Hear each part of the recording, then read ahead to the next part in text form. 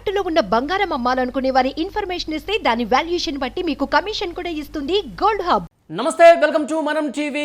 మనం ఉన్నది మన కోసం. నేను వలి. ప్రస్తుతం లైవ్లో జాయిన్ అయ్యారు ప్రముఖ రాజకీయ సామాజిక విశ్లేషకులు డాక్టర్ పెంటపాటి పుల్లారావు గారు. వారితో మాట్లాడదాం.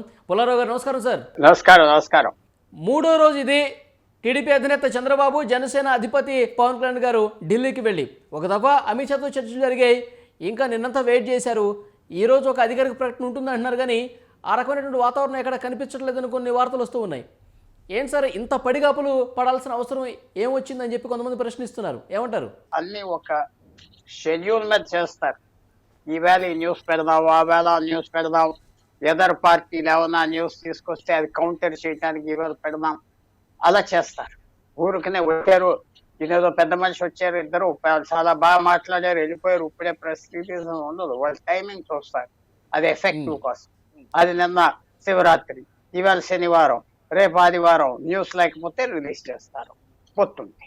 తర్వాత ఏంటంటే బీజేపీ పై చేయ బీజేపీ, ఎందుకంటే ఎలా గవర్నమెంట్ ఫామ్ చేస్తున్నారు అని ఒక పెద్ద వదంతి ఉన్నది కాబట్టి వాళ్ళు గవర్నమెంట్ ఫామ్ చేసి ఇక చంద్రబాబు నాయుడు, పవన్ కళ్యాణ్ వాళ్ళతో లేకపోతే ఎవరికి నష్టం?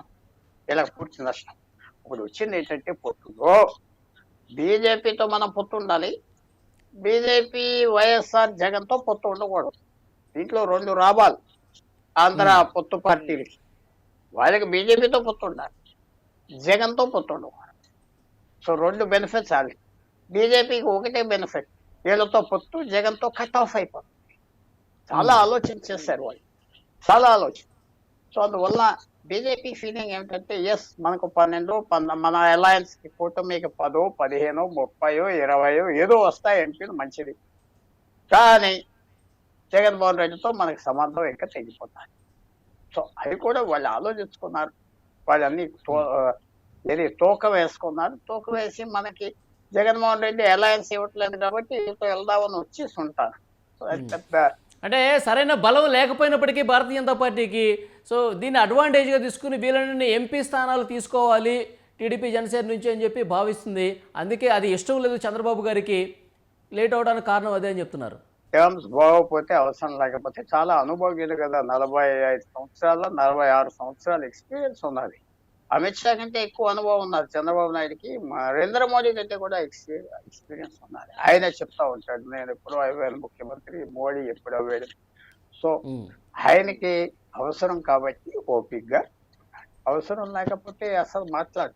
రాజకీయ నాయకులు మామూలు మనుషులాగానే అవసరాల కోసం మాట్లాడతారు, అవసరాల కోసం స్నేహాలు చేస్తారు, అవసరాల కోసం బయట పంపించేస్తారు. అదేమి ధర్మం, దయ ఎవరు అవటలేదు. ఈ విషయంలో ఈ ముగ్గురు, బీజేపీ, పవన్ కళ్యాణ్, చంద్రబాబు నాయుడు చాలా స్మార్ట్ పీపుల్. బ్యాలెన్స్ బీజేపీకి నెగిటివ్ పాజిటివ్ ఉన్నది అలయన్స్. వీళ్ళకి కూడా మీరు అన్నట్టుగా ఎక్కువ సీట్లు అడుగుతున్నారు, తక్కువ సీట్లు అడుగుతున్నారు, అదే పెద్ద విషయం కాదనుకుంటారు. వాళ్ళు 7 ఎంపీలు అడిగితే 5 ఇస్తారు, ఒప్పుకుంటారు, వెళ్ళిపోతారు. వాళ్ళు టైమింగ్ కోసం చూస్తున్నారు, కరెక్ట్ టైమింగ్ అనౌన్స్ చేయడానికి. వాళ్ళని ఢిల్లీ పిలిచి మాట్లాడాక అలయన్స్ ఎందుకు ఉండదు? ఒక ఎంపీ గురించి పాస్ చేసుకుంటారా, 2 ఎంపీల గురించి పాస్ చేసుకుంటారా? తర్వాత ఎక్కువ మంది అక్కడ ఉన్న వాళ్ళు టికెట్లు ఎవరికి ఇస్తున్నారు అన్ని నేను బయటకు వచ్చేసినాయి కదా. కొత్త మొహాలు ఏం కాదు, బీజేపీ మొహాలు ఏం కాదు, అంతా బయట నుంచి వచ్చిన వాళ్ళే. ఒక్కడు కూడా బీజేపీ వాడు లేదు, ఒక్కడు కూడా లిస్ట్ లో.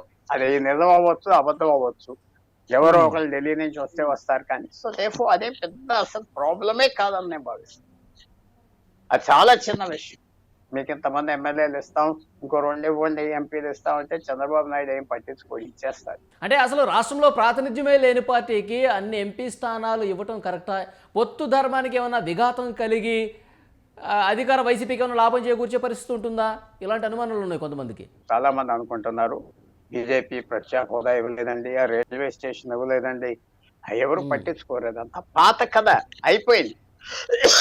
రోజు కొత్త విషయాలు వస్తూ ఉంటాయి, కొత్త సబ్జెక్ట్స్ వస్తున్నాయి, కొత్త విషయాలు వస్తున్నాయి. 24 గంటలు న్యూస్ టీవీ మీద వస్తుంది, అవి చూస్తారు. కానీ ఎవరో పొలిటికల్ అనలిస్ట్ టీవీ మీద పార్టీ వాళ్ళు ఆ పొత్తు ఇవ్వలేదండి, ఆ హోదా ఇవ్వలేదండి, అది ఇస్తే ప్రజలు ఎవరు అడుగుతున్నారు? ప్రజలు ఏం పట్టించుకోరు. ప్రజలు నరేంద్ర మోడీ ఆయన ఇమేజ్ చాలా హైగా ఉన్నది, ఓట్లు వేస్తారా వేరే విషయం, అది చూస్తారు. కానీ నువ్వు రైల్వే స్టేషన్ ఇచ్చావా లేకపోతే ఉక్కు ప్లాంట్ ఇచ్చావా అవన్నీ ఎవరు పట్టించుకోరు, అయిపోయింది, ఆ స్టోరీ ఓవర్. గతంలో ధర్మ పోరాట దీక్షలు కూడా చేశారు కదా సార్, బీజేపీ సరిగా పట్టించుకోవట్లేదు ఆంధ్రప్రదేశ్ని, దాంతోనే కదా పొత్తు నుంచి బయటకు వచ్చేసారు. ఇప్పుడు మళ్ళీ ఏ అవసరం కోసం వీళ్ళు జాయిన్ అవుతున్నారు అనేది దీని మీద కూడా చర్చ జరుగుతుంది కదా. మీరు ఏదో 1% ఓట్ 2% ఓట్ అంటున్నారు, తప్పది. లాస్ట్ టైం అందరూ అనుకునేది ఏంటంటే వైఎస్ఆర్ జగన్ కేసారని. వాళ్ళు ఓటర్స్ వాళ్ళు 10% ఓట్లు వాళ్ళకు ఉన్నాయి. ఇవాళ ఆంధ్రప్రదేశ్లో ఇండిపెండెంట్ సర్వీస్ తీసుకొచ్చిన జనసేనకు 10 ఉన్నాయి, టీడీపీకి 33, జగన్మోహన్ రెడ్డికి 37. ఇండిపెండెంట్ సర్వీస్ ఏదో వీళ్ళు డబ్బులు ఇచ్చి వాళ్ళు డబ్బులు ఇచ్చి ఎందుకున్న సర్వేలు, దొంగ సర్వేలు కాదు, నిన్న మొన్న పచ్చ మొక్కల సర్వేలు కాదు, అది ఒక రీజనబుల్ ఫిగర్. వాళ్ళకి బీజేపీకి రాష్ట్రం అంతా ఆర్గనైజేషన్ ఉన్నది, ప్రతి మండలంలో మనుషులు ఉన్నారు, సిటీస్ లో పాపులారిటీ ఉన్నది, మోడీ పాపులారిటీ ఉన్నది. అది తప్పకుండా మోడీ పాపులారిటీ లేదంటే ఎలా ఒప్పుకుంటాం, ఆయన ఎలక్షన్ ఇది. కానీ బీజేపీ ఒంటరిగా దిగి ఒక ఎమ్మెల్యే స్థానం అయినా ఒక ఎంపీ స్థానం అయినా గెలిచే పరిస్థితి ఉందా సార్ ఇవాళ? వాళ్ళు ఒంటరిగా పోటీ చేసి 3% ఓటు 5% ఓట్లు తెచ్చుకుంటే నెక్స్ట్ టైం పెరుగుతారు, లేకపోతే ఇక్కడ పెరుగుదల లేని పరిస్థితి. మొత్తం భారతదేశంలో తెలంగాణలో 15% వచ్చాయి ఓట్లు, కేరళలో 15% వచ్చారు, మెడ్రాస్ చెన్నై తమిళనాడులో 4-5% నుంచి 12-15% వచ్చారని అందరూ అంటున్నారు. ఇది అదేం అవట్లేదు ఆంధ్రాలో.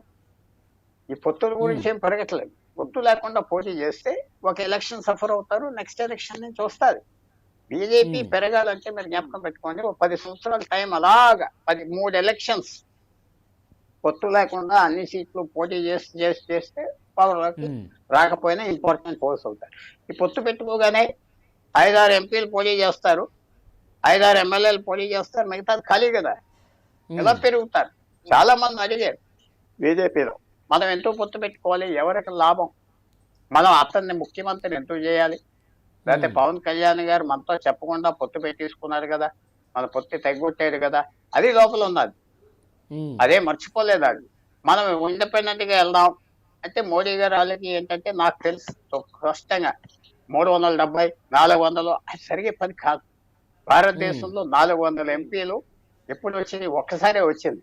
ఇందిరాగాంధీ చచ్చిపోయాక, అసాసినేషన్ తో చచ్చిపోయాక ఆ జాలితో ఇచ్చారు 1984. 360 ఎప్పుడు వచ్చినాయి? ఇందిరాగాంధీ బంగ్లాదేశ్ ని ఓడించాక, పాకిస్తాన్ ఓడించాక వచ్చింది. ఇంకోసారి ఎప్పుడు వచ్చింది? జనతా పార్టీ ఇందిరాగాంధీని తీసేశాక ఎమర్జెన్సీలో ఆమె ఇష్టం వచ్చినట్టు చేసిందని 370 వచ్చింది. సో 370 రావటం చిన్న విషయం కాదు, ఇంపాసిబుల్. 300 రావచ్చు, 290 రావచ్చు. మేము మోడీ వాళ్ళకి ఏంటంటే ఒకవేళ పొరపాటు ఎక్కడైనా క్యాల్కులేషన్ అవుతే ఈ 10 లేకపోతే ఏం చేసుకుంటాం ఆ భయంతో వస్తున్నారు. కానీ ఇది మనం చెయ్యాలి దేశానికి అని మాత్రం కాదు. ఒత్తిడి ఏంటంటే వాళ్ళకి ఇంకా ఆ ఫియర్ ఉన్నది, మనకి మెజారిటీ రాకపోతే ఏంటి అంతే. సార్ ఇప్పుడు చంద్రబాబు గారితో పవన్ కళ్యాణ్ గారితో ఒక దఫా చర్చలు జరిగినాయి మొదటి రోజు, తర్వాత రోజు పూర్తిగా హోల్డ్లో పెట్టారు, మీరు ఢిల్లీలోనే ఉండండి అని చెప్పారు. మహారాష్ట్ర వాళ్ళతో మాట్లాడుతున్నారు, ఒడిశా వాళ్ళతో మాట్లాడుతున్నారు, ఇంకొంతమందితో మాట్లాడుతున్నారు అమిత్ షా గారు. కానీ నిన్నంతా ఎలాంటి చర్చలు జరగలేదు, ఎందుకు ఇంత తాత్సారం, ఇంత ఆలస్యం? అంటే వాళ్ళు అన్ని ఒకసారి సెటిల్ చేద్దాం, మహారాష్ట్ర ఆంధ్ర ఇవన్నీ సెటిల్ చేసా ఒక గ్రూప్ లో పెడదామని. వాళ్ళకి పెద్ద దీనివల్ల సడన్ గా చంద్రబాబు నాయుడుతోనూ పవన్తో సరే మీ పొత్తు మాకు అక్కర్లేదు పోండి అనేది కాదు, లేకపోతే పిలవరు. వాళ్ళు తెలిసింది ఏంటంటే సెటిల్ చేసుకుంటారు, ఒక సీట్ ఇటు ఒక సీట్ అటు, అదేదో అది పెద్ద విషయం కాదు. చంద్రబాబు నాయుడు గారు కాంప్రమైజ్ అంటే ఇది ఎలక్షన్ టైము, నోటిఫికేషన్ ఇంకా 1 రోజులు వస్తుందని చెప్తున్నారు. ఇంత కీలకమైన సమయంలో 3 రోజులు ఆంధ్రప్రదేశ్ని వదిలేసి 3 రోజులు అక్కడ ఉంటున్నారు 2 పార్టీల అధ్యక్షులు. అంటే దీన్ని ఎట్లా చూడాల్సిన అవసరం ఉందంటారు? ఎలా చూడాలంటే వాళ్ళంత అవసరం లేదని కూడా చూడవచ్చు బీజేపీ. మన ఫ్రాంక్గా చెప్పుకోవాలంటే అవసరం లేదు. ఈ నాయకులు ఎలాంటి ట్రీట్మెంట్ అనుచరులకు ఇస్తారో ఆంధ్రాలో అలాంటి ట్రీట్మెంట్ ఇక్కడ అమిత్ షా వాళ్ళు వీళ్ళకి ఇస్తున్నారు. ఉండు ఆగు అన్నారు, ఆగుతుంది, లేకపోతే పోవట్లేదు. ఆ మర్యాదగా గౌరవంగా చక్కగా ఉంటున్నారు. ఆ అపాయింట్మెంట్ లెటర్ ఒక ఉద్యోగానికి వచ్చినప్పుడు ఇంటర్వ్యూ అవ్వాక అపాయింట్మెంట్ ఉత్తరం ఇచ్చాక ఎంత చక్కగా ఆనందంగా పరిగెత్తుకుని వెళ్ళిపోతాడు. వీళ్ళు కూడా అపాయింట్మెంట్ లెటర్ ఇస్తున్నారు, అది కూర్చోబెట్టారు, ఇస్తారు, అపాయింట్మెంట్ లెటర్ ఇస్తారు, దాంట్లో డౌట్ లేదు. కానీ జగన్ గారి నుంచి ఏమన్నా ఫోన్ కాల్స్ వెళ్తున్నాయేమన్నా భావించాలా? పొత్తు జరగకుండా ఏమన్నా అడ్డుపడుతున్నట్టు ఏమన్నా ఊహించాలా ఇట్లా? అందుకే ఈ లేటా? అది కాదు, అదే అనుకోండి. ఎందుకంటే ఒక జగన్మోహన్ రెడ్డి గారు పొత్తొద్దు అంటే మరి ఆయన పొత్తు ఆఫర్ చేస్తే వీళ్ళని వెంటనే ఇంక వెళ్ళిపోవడమే అవసరం లేదని చెప్పేస్తారు. ఎందుకంటే ఆయనతో మంచి టర్మ్స్ 5 సంవత్సరాలు చేశారు, కాంప్లికేషన్స్ లేవు. ఆయనతో చక్కగా ఆయన చాలా ఇంటెలిజెంట్ గా నరేంద్ర మోడీ వాళ్ళని చిన్న చిన్న కోరికలు అలిగి వెళ్ళటం రావటం చేయకూడదు. వీళ్ళ అవసరం లేదు, వాళ్ళు మనకు అవసరమైన అర్థం చేసుకుని చాలా కేర్ఫుల్ గా బిహేవ్ చేశారు. అది మాత్రం మనం మర్చిపోకూడదు. కానీ ఆయన పొత్తు ఆఫర్ చేయట్లేదు కదా. ఓకే. పొత్తు ఆఫర్ చేయకపోతే ఎలాగా? వాళ్ళు ఏం చేసుకుంటారు? ఇది ఒక మ్యారేజ్ ప్రపోజల్ ఆఫర్ చేసిన వాళ్ళతో మాట్లాడతారు, మ్యారేజ్ ప్రపోజల్ ఆఫర్ చేయని వాళ్ళతో ఎవరు మాట్లాడతారు? అంటే నేను ఎప్పటికీ మీ వాడిని, అందుకని మీరు వాళ్ళతో కలవద్దు, ఇలాంటి ప్రతిపాదన ఏమైనా పెడుతున్నారని. అది చక్కటి ప్రతిపాదన, కానీ కుదరదు కదా. ఆ ఆఫర్ కరెక్టే, కానీ నరేంద్ర మోడీకి ఒక రహస్యం తెలుసు, ఇది పరమ రహస్యం. మీకు మీ వ్యవస్థ చెప్తున్నా, 272 రాకపోతే ఆంధ్ర వాళ్ళు ఎలా ఏడిపిస్తారో కూడా ఆయనకు తెలుసు. ఎంత తెలివితేటలు ఉన్నాయి తెలుగు వాళ్ళకి, ఎంత పిండేసి ఏడిపిస్తారో కూడా తెలుసు. సో 272 వస్తే బీజేపీకి వీళ్ళందరూ స్నేహితులు. 272 రాకపోతే వీళ్ళని ఎవరు నమ్మరని నరేంద్ర మోడీ గారికి తెలుసు, అమిత్ షాకి తెలుసు, నడ్డాకు తెలుసు, మన అందరికీ కూడా తెలుసు. కాబట్టి ఆంధ్ర ప్రేమ అంత కరెక్ట్ ప్రేమ, ఇది సినిమా ప్రేమ, వాళ్ళకి కూడా ఆలోచన.